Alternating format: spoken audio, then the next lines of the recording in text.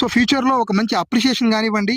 And ఈ project నుంచి మనం ఈ వెల్నెస్ సెంటర్ ఎమ్యూనిటీస్ ఏవైతే ఉన్నాయో మనం బ్రౌచర్లో క్యాటలాగ్లో మెన్షన్ చేసింది, ప్రతి ఒక్క ఎమ్యూనిటీ కంపెనీ తరపు నుంచి డెవలప్ చేసి ఖచ్చితంగా ఈ యొక్క కమ్యూనిటీలో యూజ్ చేసుకునే విధంగా ఇస్తున్నారు.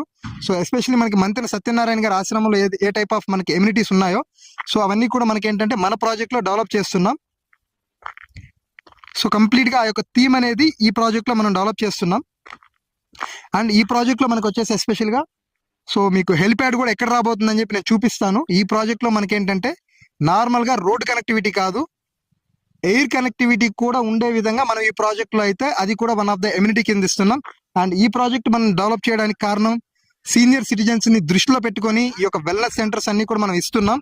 సో వాటికి సంబంధించి ఎవరికైనా పెద్దవాళ్ళకి యూజ్ అయ్యే ఒక ఆన్ సైట్ అంబులెన్స్ ఫెసిలిటీ కూడా ఇస్తున్నాం. కన్స్ట్రక్షన్ పర్పస్ లో మనకి యూజ్ అయ్యే ఒక వే బ్రిడ్జెస్ కానివ్వండి ఈ యొక్క అండ్ అలాగే మనకి ఫ్యూచర్ దృష్టిలో పెట్టుకుని ఈ ప్రాజెక్ట్ అని కూడా కొన్ని లక్షల చెట్లు ప్లాంటేషన్ రాబోతున్నాయి. కాబట్టి ఫ్యూచర్ లో ఎటువంటి పొల్యూషన్ అనేది ఉండకుండా ఉండడం కోసం ఈ ప్రాజెక్ట్ లో మనం ఎలక్ట్రిక్ వెహికల్స్ దృష్టిలో పెట్టుకొని మనం ఛార్జింగ్ స్టేషన్స్ ఇస్తున్నాం. అలాగే వాటి పార్కింగ్స్ కి సపరేట్ స్పేస్ ఇస్తున్నాం.